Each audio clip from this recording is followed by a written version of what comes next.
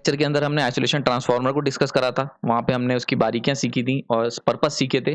उसमें से एक बड़ा इंपॉर्टेंट पर्पस था कि आइसोलेशन ट्रांसफार्मर जो है वो आपको इलेक्ट्रिकल सेफ्टी प्रोवाइड करता है। नाउ इस लेक्चर के अंदर चर्चा करेंगे इस क्वेश्चन के ऊपर कि कैसे एक आइसोलेशन ट्रांसफार्मर हमें करंट लगने से बचा सकता है, हमें हमारी प्रोटेक्शन में यूज कर सकता है। इन चीजों के ऊपर चर्चा करेंगे। गैल्वेनिक आइसोलेशन किस तरीके से होता है, ट्रांसफार्मर, इन सब चीजों को समझेंगे इस लेक्चर में। चलिए शुरू करते हैं।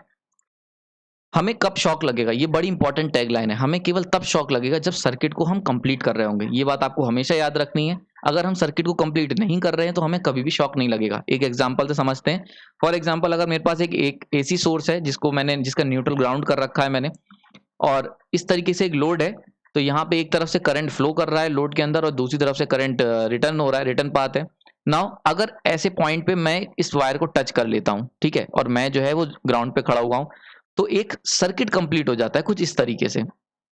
और जैसे ही सर्किट कंप्लीट होता है, ठीक है, आपके पैर के बीच, पैर का जो न्यूट्रल है और जो आपने जो इलेक्ट्रिकल सोर्स है उसका जो न्यूट्रल है, ये दोनों के बीच में ग्राउंड टू ग्राउंड एक सोर्स कनेक्ट हो जाता है, या कह सकते हैं सर्किट कंप्लीट होता है ग्राउंड टू ग्राउंड। ठीक है, तो ये जो ground to ground circuit complete होता है, यहां से आपको एक पूरा कंप्लीट क्लोज सर्किट आप फॉर्म करते हो, और ऐसे केस में क्या होता है, आपको करंट लग जाता है। ठीक है, तो आपने क्योंकि सर्किट कंप्लीट करा है तो आपको क्या होगा, शॉक लगेगा 100%। ठीक है, तो ऊपर वाली टैगलाइन आई समझ में आ गई होगी कि आपको केवल शॉक तब लगेगा जब आप सर्किट को कंप्लीट कर रहे हैं, जैसा कि इस केस में। नाउ अगर हम बात करते हैं, अब हम सीखते हैं कि कैसे ट्रांसफार्मर मुझे इस पर्टिकुलर कंडीशन में बचा सकता है। तो अगर हमने क्या करा, सेम इलेक्ट्रिक सोर्स लिया है, अब की हमने क्या करा है, लोड को सोर्स से डायरेक्ट ना कनेक्ट करके बीच में एक ट्रांसफार्मर ले लिया है। ठीक है, जिसमें दोनों तरफ इलेक्ट्रिकल साइड है और बीच के अंदर मैग्नेटिक कपलिंग है। ठीक है, तो ये जो मैग्नेटिक कपलिंग हमने यूज करी है, ये इलेक्ट्रिकल आइसोलेशन हमें प्रोवाइड कर रही है इस पूरे सिनारियो के अंदर। ठीक, समझ में आ रहा होगा, इसमें कोई डाउट नहीं होना चाहिए। नाउ अब प्राइमरी में जो करंट फ्लो कर रही है, इसकी वजह से म्यूचुअल इंडक्शन होगा और सेकेंडरी में भी एक इलेक्ट्रिक करंट फ्लो करने लगेगी। अब इस पर्टिकुलर सिनारियो के अंदर अगर मैं लोड की साइड पे, यानी कि सेकेंडरी साइड का अगर कोई वायर को मैं टच कर लेता हूं, सेम कंडीशन है, मैं ग्राउंड पे खड़ा हुआ हूं।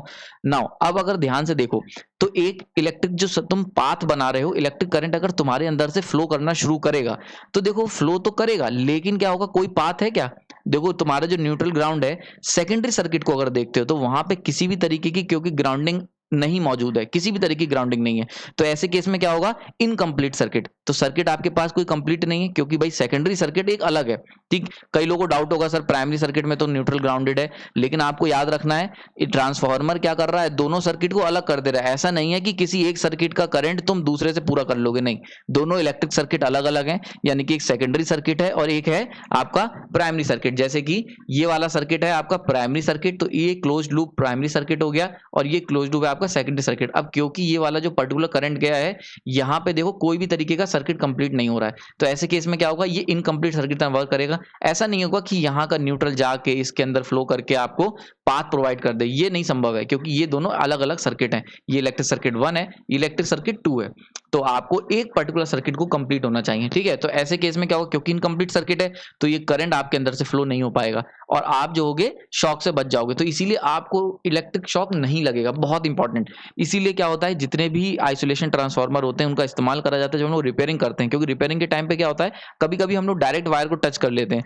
तो ऐसे केस में अगर ट्रांसफार्मर का इस्तेमाल कर रहे हो, तो तुमने अगर वायर को टच भी कर लिया, तब भी तुम्हारा सर्किट क्या होगा, इनकम्प्लीट होगा, क्योंकि जो ट्रांसफार्मर है आइसोलेशन ट्रांसफार्मर, उसने दोनों सर्किटों को अलग कर रखा है, प्राइमरी को सेकेंडरी से। और ऐसे केस में आइसोलेशन ट्रांसफार्मर आपको बचा ले जाएगा, उस दिन आपकी जान बच जाएगी एक ट्रांसफार्मर की मदद से। आई होप समझ में आ गया होगा। नाउ अभी इसी केस में एक और चर्चा करते हैं। सेम सर्किट है, सेम, अभी हमें करंट नहीं लगा था, लेकिन अब क्या करते हैं हम लोग, सेकेंडरी साइड को क्या करते हैं, आइसोलेट वो कर देते हैं, न्यूट्रल प्रोवाइड कर देते हैं, या ग्राउंडिंग प्रोवाइड कर देते हैं। अगर आपने सेकेंडरी साइड में ग्राउंड प्रोवाइड कर दिया, अब देखो क्या होगा, अब जैसे ही तुम इस वायर को टच करोगे तो देखो एक करंट तुम्हारे अंदर से फ्लो कर जाएगा। अब देखो सर्किट कैसे कंप्लीट हो रहा है, ये जो रेड लाइन मैंने बताई है इसको जरा ध्यान से देखो। तो सबसे पहले आपको जैसे ही आपने टच करा, तुम्हारे अंदर से करंट न्यूट्रल ग्राउंड में जाएगा, ग्रीन वाले, और ये अंदर ही अंदर ग्राउंड से होते हुए सेकेंडरी सर्किट में ही जो तुमने ब्लू कलर का ड्रॉट जो ग्राउंड करा था, वहां से अपना पाथ कंप्लीट कर लेगा। तो देखो ये एक इलेक्ट्रिक सर्किट है और एक ही सर्किट का पूरा पाथ कंप्लीट हो रहा है। ऐसे केस में क्या होगा, क्योंकि तुमने सर्किट कंप्लीट करा है, तो आपको क्या लगेगा, इलेक्ट्रिक शॉक लग जाएगा। इस केस में तुम्हारी जान नहीं बचेगी। इसीलिए बड़ा इंपॉर्टेंट होता है कि जब भी आप आइसोलेशन ट्रांसफार्मर यूज कर रहे हो तो उसकी सेकेंडरी साइड ग्राउंड नहीं होनी चाहिए कहीं पे भी, ठीक है। तो ये तुम्हें ध्यान रखना पड़ेगा। अगर आपका आइसोलेशन ट्रांसफार्मर यूज कर रहे हो और सेकेंडरी साइड ग्राउंड कर दी तो भी तुम्हें करंट लग जाएगा, ठीक है।